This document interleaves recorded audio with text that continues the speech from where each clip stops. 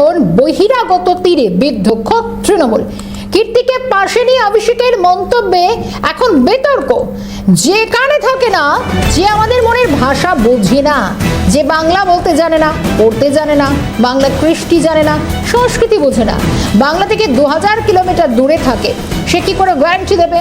আপনার আস্থা সমর্থন এমন একজনকে দেবেন না যার সঙ্গে বাংলার কোনো সম্পর্ক নেই, যার সঙ্গে বাংলার কোনো আত্মিক সম্পর্ক নেই। বর্তমানে সবাই মন্তব্য অভিষেক বন্দ্যোপাধ্যায়ের।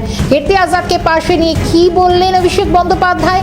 ইতিমধ্যেই আক্রমণ করতে গিয়ে সানসাইড বহিরাগত তথ্যে নিজের দলের প্রার্থীর উপরে অনাস্থা প্রকাশ কি তাহলে? প্রশ্নই এখন ঘুরপাক খাচ্ছে রাজনৈতিক মহলে। অভিষেকের বক্তব্য শোনাই। যে এখানে থাকে না, যে আমাদের মনের ভাষা বোঝে না, যে বাংলা পড়তে জানে না, পিছনে কি লেখা আছে পড়তে জানে না, বাংলা লিখতে জানে না, বলতে জানে না, কৃষ্টি জানে না, সংস্কৃতি জানে না, বাংলা থেকে 2000 কিলোমিটার দূরে থাকে, সে আপনাকে গ্যারেন্টি দেবে? একটা রেডিও কিনতে গেলে দোকানে 5 বার জিজ্ঞেস করেন, কি ভাই গ্যারেন্টি রয়েছে তো? ক বছরের গ্যারেন্টি, কদিনের গ্যারেন্টি?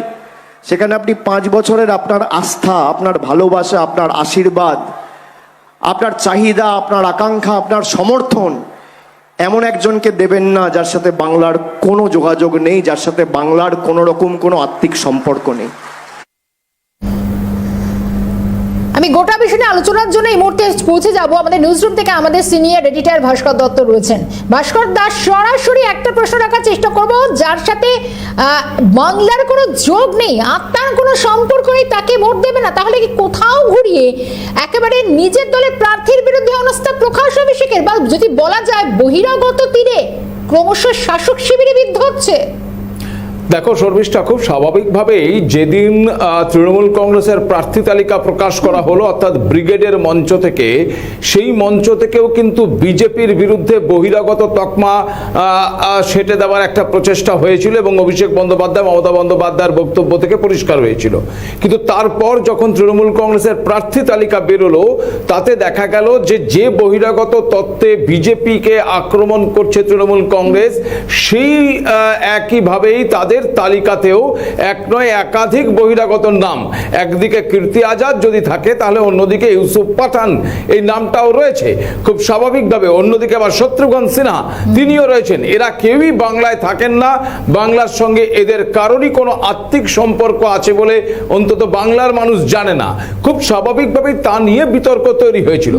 এরপর নির্বাচনী প্রচারে খোদ প্রার্থীকে সাথে নিয়ে অভিষেক বন্দ্যোপাধ্যায় যে মন্তব্য করছেন তা অত্যন্ত তাৎপর্যপূর্ণ। তার কারণ তিনি আক্রমণ করছেন বিজেপিকে, কিন্তু তার অভিযোগ বুমেরাং হয়ে তার দলের দিকেই ফিরে আসছে। তিনি যেখানে যে মঞ্চে দাঁড়িয়ে এই কথা বলছেন, তার ঠিক পেছনেই বসে রয়েছেন প্রার্থী কীর্তি আজাদ, বর্ধমান দুর্গাপুরের প্রার্থী কীর্তি আজাদ। তুমি জানো শর্মিষ্ঠা খুব ভালো করেই যে এই বর্ধমান দুর্গাপুরের বিজেপি প্রার্থী গত দুদিন আগেই দোলের আগের দিনই কিন্তু প্রকাশিত হয়েছে এবং সেই প্রার্থীটির নাম হচ্ছে দিলীপ ঘোষ। খুব স্বাভাবিকভাবেই বিজেপির হেভিওয়েট প্রার্থীদের মধ্যে অন্যতম যে দিলীপ ঘোষ, এ বিষয়ে কোনো সন্দেহ নেই। তার বিরুদ্ধে লড়তে হচ্ছে কীর্তি আজাদকে। কীর্তি আজাদকে অ্যাডভান্টেজ দেওয়ার কথা ছিল অভিষেক বন্দ্যোপাধ্যায়ের, কিন্তু কীর্তি আজাদকে সাথে নিয়ে মঞ্চে নিয়ে অভিষেক বন্দ্যোপাধ্যায় বিজেপিকে আক্রমণ করতে গিয়ে নিজের দলের প্রার্থীর দিকেই কি আঙুল তুললেন না? প্রশ্নটা সেখানটায় জোরালো হচ্ছে।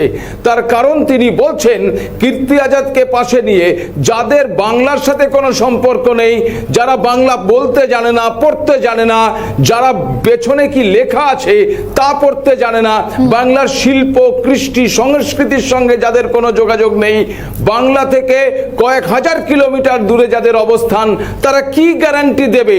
ফলে আপনারা কেউ এমন কোনো ব্যক্তিকে সমর্থন করবেন না কোন কেন্দ্রের নির্বাচনে গিয়ে বলছেন যেই কেন্দ্রে তৃণমূল প্রার্থী কীর্তি আজাদ, যেই কেন্দ্রে বিজেপি প্রার্থী দিলীপ ঘোষ, সেই কেন্দ্রের প্রার্থীকে নিয়ে তিনি এই কথা যখন বলছেন তখন খুব স্বাভাবিকভাবেই সেই যুক্তিতে কীর্তি আজাদ যে বাংলার মাটির সঙ্গে সম্পৃক্ত নন, কীর্তি আজাদ যে বাংলার বলতে জানেন না সেভাবে, কীর্তি আজাদ বাংলার সংস্কৃতি যে জানেন না, সেটা কি পরিষ্কার হয়ে যাচ্ছে না?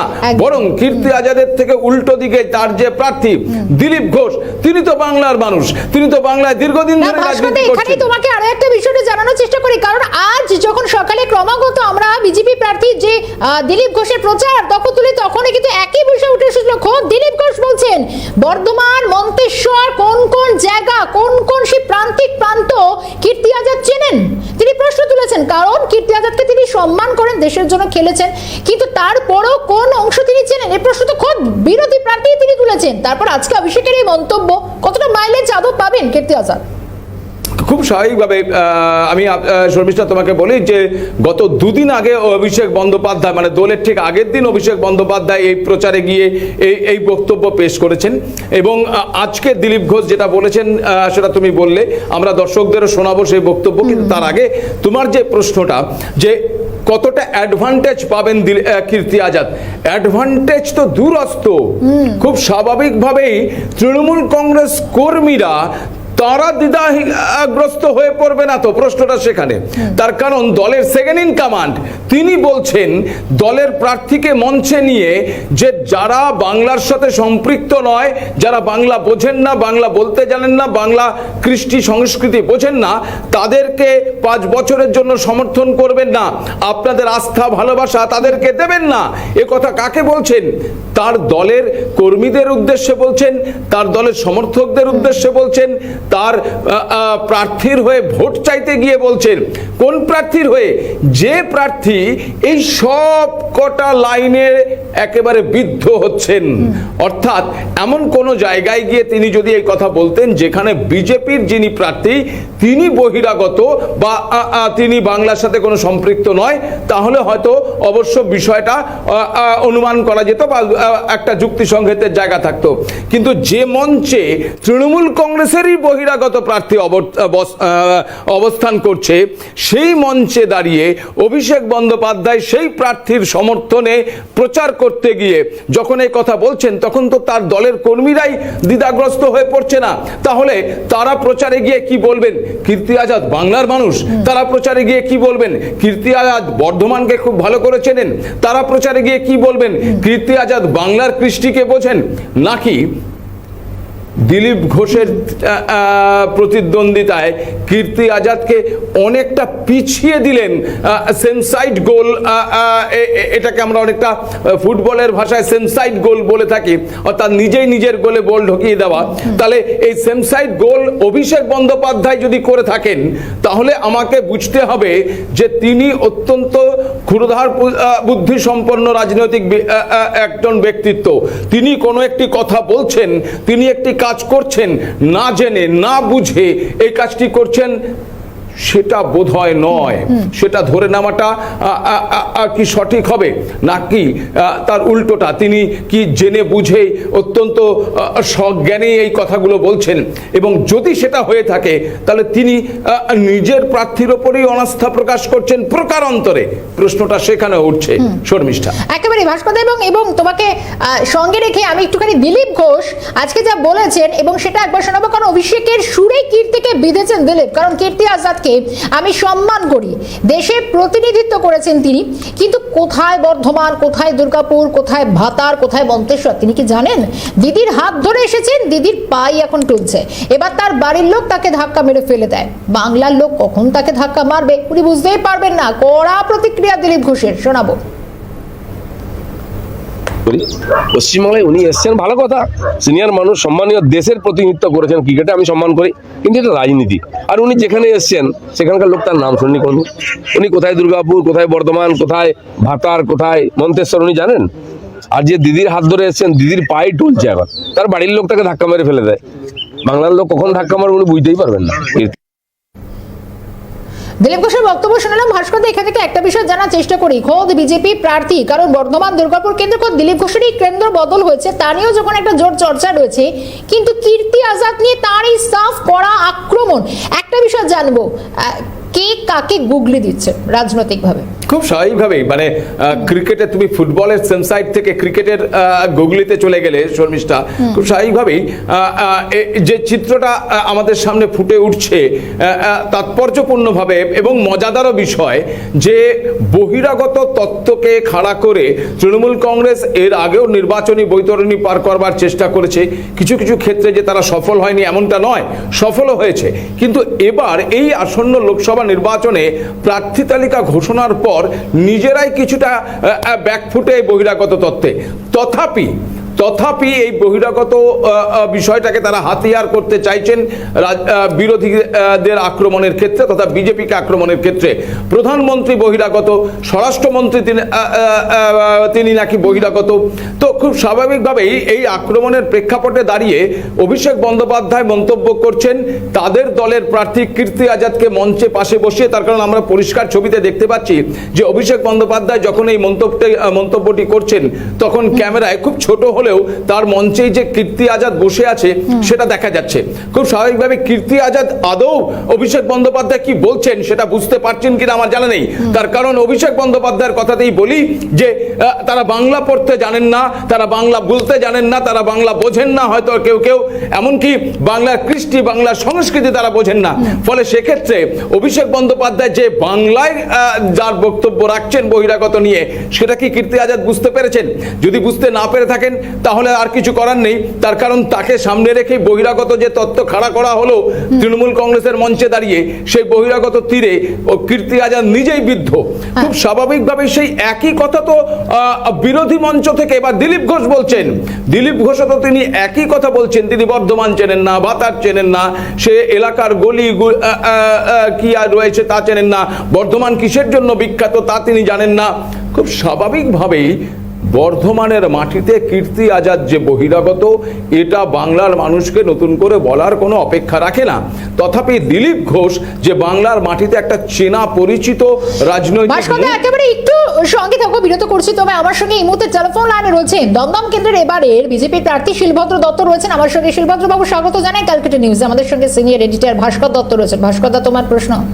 শিলভদ্রদা, প্রথমে শুভেচ্ছা, প্রার্থী তালিকায় আপনার নাম এসছে এবং লড়াই আপনিও শুরু করছেন। কিন্তু অন্যদিকে একটি তথ্য আমাদের সামনে আসছে, সেটা হচ্ছে তৃণমূল কংগ্রেস বারংবার বহিরাগত তত্ত্বে বিজেপিকে বিততে চেষ্টা করেছে। সম্প্রতি একটি তৃণমূলের সভায় অভিষেক বন্দ্যোপাধ্যায় তিনি তাদের দলের প্রার্থী কীর্তি আজাদকে মঞ্চে নিয়ে তিনি বহিরাগত তত্ত্ব তুলে বলছেন যে যারা বাংলার বোঝেন না, বাংলার কৃষ্টি বোঝেন না, বাংলার সৃষ্টি বোঝেন না, বাংলায় কথা বলতে পারেন না, বাংলা বলতে পারেন না, পড়তে পারেন না, তাদেরকে কখনোই সমর্থন করবেন না, তাদেরকে ভোট না দেওয়ার আহ্বান জানাচ্ছেন। কি বলবেন? না, এটা ওনাকে জিজ্ঞেস করা উচিত, এটা কি ভাইপোর পিসির বিরুদ্ধে আগে বলছেন? কারণ বাংলা যারা বোঝেন না তাদের তো নিয়ে এসছেন পিসি ভাইপো মিলে। আজকে কীর্তি আজাদকে নিয়ে এসে ক্যান্ডিডেট করছেন, তখন তো এটা ওরাই করেছেন। আমরা তো এগুলো নিয়ে বলি না, আমরা বাংলা ভারত, আমরা ভারতবাসী, এটা ভালো, এই সবাই সবার জায়গায় আছে। কিন্তু ওনারাই তো আওয়াজ তুলেছিলেন যে বিজেপি বহিরাগতদের নিয়ে চলে, বিজেপি বহিরাগতদের পার্টি, বিজেপি সব অনেক কথা বলেছে। তা আজকে নিয়ে এসছে, হয়তো মুশকিল হচ্ছে অভিষেক ব্যানার্জি কখন কি বলছেন তো ঠিক নেই, কারণ মাথাও ঠিক থাকছে না, কখন সিবিআই ডাকবে, কখন ইডি ডাকবে, ভয়ে আছে না, যেন কখন কোথায় টুকমাটে বলছেন। আর মুখস্থ করা বক্তৃতা দেন তো, তাই বুঝতে পারেননি ওখানে কীর্তি আজাদ আছেন না জুন মালিয়া আছেন, এটা তো বুঝতে পারেনি, বলে ফেলেছেন। তাই এটাই বাংলার মানুষ দেখছে যে একটা নাটক, একটা ভ্রষ্টাচারিতা চলছে। সেই জায়গায় দাঁড়িয়ে বাংলার মানুষের উত্তর দেবে। বর্ধমান দুর্গাপুরে কি সব কিছু নয়, ওখানে বাংলার মানুষ, বাংলার নেতা, বাংলার দিলীপ ঘোষই জিতবেন, বাংলায় উনি জিতবেন, ওটা কোনো বলার কিছু নেই। কীর্তি আজাদকে নিয়ে এসছেন, কীর্তি আজাদ এসব খেলাধুলা খেলাধুলার কথাবার্তা বলবেন, আর এরা ভুলভাল বকবে, এটা না। ওখানে দিলীপ ঘোষ জিতবেন বহুত ভোটে। একেবারেই। অসংখ্য ধন্যবাদ শিলদা, অসংখ্য ধন্যবাদ শিলভদ্র দত্ত, লোকসভা কেন্দ্রের প্রার্থী এবারের, তিনিও নির্বাচনী ময়দানে নামছেন। শর্মিষ্ঠা, শিলভদ্র দাও খুব পরিষ্কারভাবে বলছেন তাদের দলের যারা হেভিওয়েট প্রার্থী রয়েছেন তাদের মধ্যে দিলীপ ঘোষ যে অন্যতম, এ বিষয়ে কোনো সন্দেহ নেই। দিলীপ ঘোষ তার চেনা জমি ছেড়ে দুর্গাপুর বর্ধমান দুর্গাপুর কেন্দ্রে প্রার্থী হয়েছেন বটে, কিন্তু প্রার্থী হয়ে গতকাল তিনি প্রথম প্রচারে নামেন। শর্মিষ্ঠা, আমরা দেখেছি যে গতকাল কি স্বতঃস্ফূর্তভাবে দিলীপ ঘোষকে স্বাগত জানানো হয়েছে বিজেপির তরফ থেকে, এবং বিজেপির দুর্গাপুরের বিজেপি যারা একটু বোধহয় কিছুটা ঝিমিয়ে পড়েছিল, কিছুটা ম্রিয়মান হয়ে পড়েছিল, দিলীপ ঘোষ প্রার্থী হওয়ায় তারা কিন্তু আবার উজ্জীবিত হয়েছে, এমনটাও কিন্তু বিজেপির তরফ থেকে জানানো হচ্ছে। তো ঠিক সেই জায়গায় দাঁড়িয়ে অভিষেক বন্দ্যোপাধ্যায়ের এই মন্তব্য বিজেপির কাছে একটা নতুন হাতিয়ার তুলে দিল, এমনটাই কিন্তু রাজনৈতিক মহল মনে করছে। তাহলে তাই যদি হয় ভাস্কর দা, শুধু এটা কীর্তি আজাদের জন্য যেটা প্রাসঙ্গিক হচ্ছে তা বোধ হয় না, কারণ আরো একটা গুরুত্বপূর্ণ কেন্দ্রের কথা মনে আছে আমাদের প্রত্যেকের, বহরমপুর। সেখানে কাকে প্রার্থী করেছে শাসক শিবির? ইউসুফ পাঠান। এবং সেই ইউসুফ পাঠানোতে তিনি রীতিমতো তার বিরুদ্ধে সেই বহিরাগত তথ্য সেটা দেওয়া যায়। একেবারে এই বহিরাগত তত্ত্ব ইউসুফ পাঠান, আমি একেবারে শুরুতেই বললাম প্রার্থী তালিকা যেদিন তৃণমূল কংগ্রেস ঘোষণা করলেন ব্রিগেড সমাবেশ থেকে, সেই দিনই কিন্তু এই বহিরাগত তত্ত্বে বিতর্কটা আরো জোরালো হয়েছে। যে তৃণমূল কংগ্রেস বিজেপিকে বহিরাগত তত্ত্বে বিধে এসেছে, বহিরাগতকে হাতিয়ার করে এসেছে, প্রধানমন্ত্রীকে পর্যন্ত বহিরাগত বলেছে, কেন্দ্রীয় স্বরাষ্ট্রমন্ত্রীকে পর্যন্ত বহিরাগত বলেছে, তাদের প্রার্থী তালিকায় এহেন নাম যাদের সাথে বাংলার কোনো সম্পর্ক নেই। ভাস্কর, আরো একটু বিরত করছে এই মুহূর্তে অধ্যাপক এবং রাজনৈতিক বিশ্লেষক ঝন্টু বড়াইক রয়েছেন আমার সঙ্গে। ঝন্টু বাবু, স্বাগত জানাই ক্যালকাটা নিউজে। ভাস্কর দত্ত রয়েছেন আমাদের সঙ্গে। ভাস্কর দা, প্লিজ। ঝন্টুদা, অভিষেক বন্দ্যোপাধ্যায় বর্ধমানের নির্বাচনী প্রচারে গিয়ে তাদের দলীয় প্রার্থী বর্ধমান দুর্গাপুর কেন্দ্রের কীর্তি আজাদকে মঞ্চে রেখে তিনি বিজেপিকে আক্রমণ করছেন বহিরাগত তত্ত্বে। তিনি পরিষ্কার বলছেন যে যারা বাংলা বলতে জানে না, যারা বাংলা বোঝে না, বাংলা পড়তে পারে না, বাংলায় কথা বলতে জানে না, বাংলার কৃষ্টি সৃষ্টি সংস্কৃতি সম্পর্কে তাদের কোনো ধারণা নেই, কয়েক হাজার কিলোমিটার দূরে থাকেন, তাদেরকে আপনারা সমর্থন করবেন না, তাদেরকে আপনাদের আস্থা সমর্থন কখনো দেবেন না। অভিষেক বন্দ্যোপাধ্যায়ের এই বক্তব্য কি জেনে বুঝে করছেন? যদি করে থাকেন তাহলে কি সেম সাইড করছেন তিনি জেনে বুঝে? না, দেখুন, হালামলের যদি তৃণমূল সরকারের এই যে খেলা হবে, মানে খেলা হবে যে একটা পলিটিক্যাল হিংসতা সংস্কৃতি খেলা হবে নাম করে তৃণমূল করছেন, সেই তৃণমূলের খেলা হবে পরিস্থিতি কিন্তু সেম সাইড গোলের এটা প্রথম উদাহরণ নয়। আপনি খেয়াল করে দেখবেন যে ভারতবর্ষের যে একটা সংবিধান আছে, যে সংবিধানে ভারতবর্ষের যে কোনো প্রান্তের থেকে যে কোনো প্রান্তের মানুষ সচরাচর রাজনীতি অর্থনীতি যে কোনো কারণে তারা যদি আসে তাহলে তারা বহিরাগত নয়। সেটা তৃণমূলের বহুদিনের পুরনো সাংসদ সেন্ট্রাল মিনিস্টার ছিলেন মমতা ব্যানার্জি, তিনি জানেন, তার দলের 7 in 1st কমান্ড যুবরাজ তিনি জানেন, না জানার কথা নাই। বাস্তবে বাঙালি অস্মিতাকে সুশ্রুতি দিতে গিয়ে তারা যে বহিরাগত তত্ত্বটা খাড়া করেছিল, আর সেই বহিরাগত তত্ত্বটা কিন্তু তাদের সেম সাইড হচ্ছে আপনার কথাতে। এবং আপনাকে পরিষ্কার বলি যে এটা একদম বাস্তব সত্য, ভারতবর্ষের যে কোনো প্রান্ত থেকে যে কোনো প্রান্তে যখন আমাদের যে কোনো মানুষ আসে, আমরাও যাই, আমি দিল্লিতে যাই, আমরা বিভিন্ন প্রান্তে যাই, আমরা নিজেদের সংস্কৃতিকে সেখানে ব্যক্ত করি, সেটা যেমন একটা দৃষ্টান্ত এবং এটা লজিক্যাল অ্যাসপেক্ট। আবার তৃণমূল যে আগুন নিয়ে খেলা করছে, সেই আগুনের সাংঘাতিক দিকটা হচ্ছে আমাদের কিন্তু একটা সময় এই আগুনেই পুড়তে হবে, কারণ বাঙালিরা সবচেয়ে বেশি বাইরে গিয়ে কাজ করে, কারণ আমাদের পশ্চিমবঙ্গে কিন্তু তেমন কোনো গ্রাহ্যদানের ব্যবস্থা এই সরকার অন্তত রাখেনি। এবার দ্বিতীয় হচ্ছে আপনি সেম সাইড গোলের কথা বলছেন, একদম বাস্তব সত্য। যদি তার অন্য আঙ্গিলেও দেখেন, তৃণমূল ভারত পশ্চিমবঙ্গের রাজনীতি চর্চায় এমন একটা কঙ্কালসার অবস্থা তৈরি করেছে যে ভারতবর্ষ স্বাধীনতার পরে এত বড় বড় বাঙালি মনীষী হওয়ার আপনি দেখবেন যে ভারতবর্ষের অন্য কোনো প্রান্তে তাদেরকে সম্মান দিয়েছে, বড় যোগ্য আসনে বসিয়েছে, কিন্তু রাজনীতির প্রতিনিধিত্ব করার সুযোগ দেয়নি। এটাই সংসদীয় গণতন্ত্রের প্রথম এবং প্রধান শর্ত, যে আপনার এলাকার মানুষ হতে হবে শুধু নয়, এলাকায় যিনি থাকবেন তিনি কাজ করবেন, এটা মধ্যে খারাপ কিছু নেই। তৃণমূল এটা করলো কেন?